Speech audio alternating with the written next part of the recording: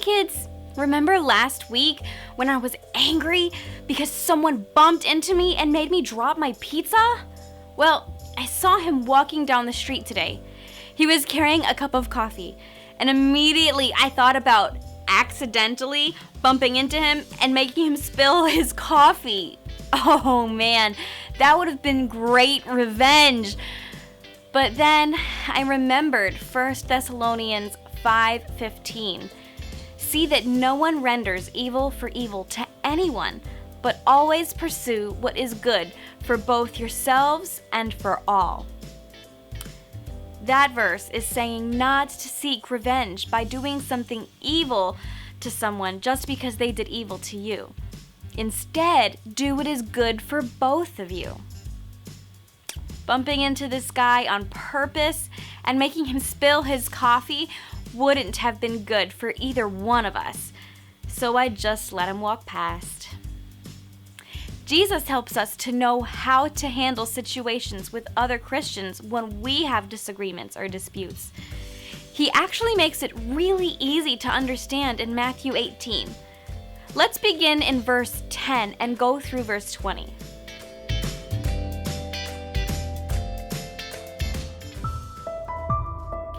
Jesus tells a story about a shepherd. He said, imagine there's a good shepherd who has 100 sheep. One day, the shepherd is sad to learn that one of his sheep has wandered away. Even though he has 99 other sheep, he leaves them behind to go look for the one lost sheep.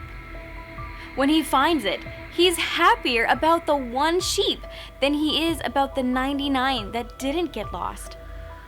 When Jesus told that story, he wasn't really talking about sheep. He was actually talking about us. Jesus is like the good shepherd in the story, and we are like the sheep. Sometimes we wander away from doing the right thing, and we get lost in darkness of sin. But Jesus doesn't want us to stay lost in sin. He wants to find us and bring us back into his family. So after he told the story about the sheep, he gave some instructions on what to do when people mess up or make you mad. Let me show you how it's done. Imagine you and your friend Hanky Jingleheckum are hanging out after church. You decide to make some drawings together to see who the better artist was. You both draw your hearts out. You use so many colors and do your absolute best. When you are both done, you show each other your drawings. You think you did a pretty great job, but Hanky Jingleheckum laughs at your drawing. He says it looks like a baby did it.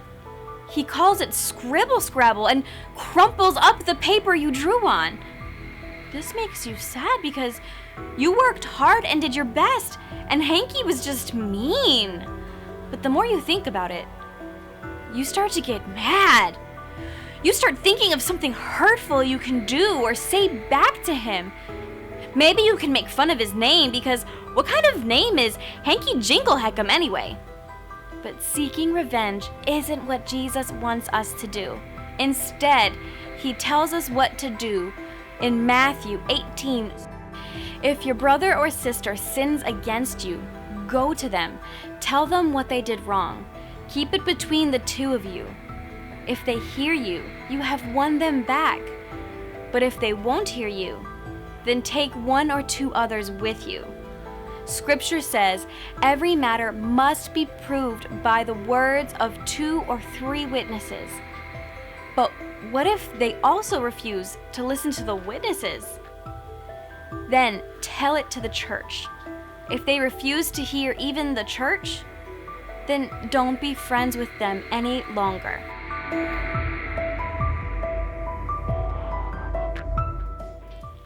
Now, maybe you've never had someone laugh at your drawing before and crumple it up, but you've all had people say or do mean things. Last week, we talked about our anger and how it can grow bigger and bigger like a balloon. I want to bring a balloon back again.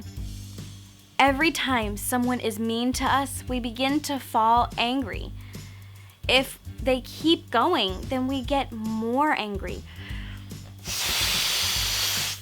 and more angry, and more angry, until you can't take it anymore and you get so angry that you just pop. Then you never want to talk to them again and you push them out of your life. But that's obviously not what Jesus wants us to do. When someone sins against you, Jesus doesn't want you to push them away. He wants you to pursue them like the shepherd did with the lost sheep. The example he gives us in Matthew 18 shows us exactly how to do that. Tell them exactly what they did wrong in private. If that doesn't work, take one or two others with you. Involve a parent, teacher, or another trusted adult to help resolve the situation. If that doesn't work, talk to your leaders at church. If the person goes to church with you, the leaders can talk to them too. You can look at the Bible together and see what God has to say about the situation. All of that should work to help restore the relationship, but if it still doesn't, end the relationship. Without being mean or unloving, just don't be friends with that person anymore. No need to chit-chat or pretend to be friendly. Go your own separate ways. There is actually a good verse in Psalm 34 that helps us with this. It's Psalm 34:14. Depart from evil and do good. Seek peace and pursue it. Psalm 34:14. That's our memory verse for this week. Peace is always better than fighting.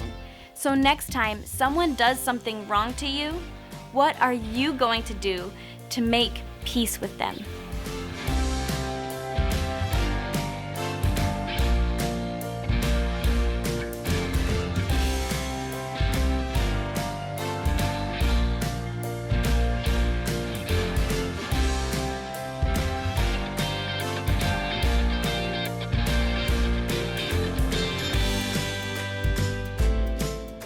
If we keep going, then we will get more angry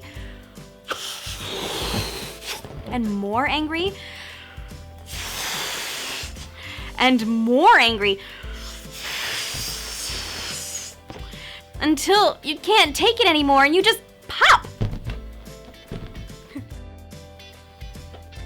No, it didn't. It didn't get big enough.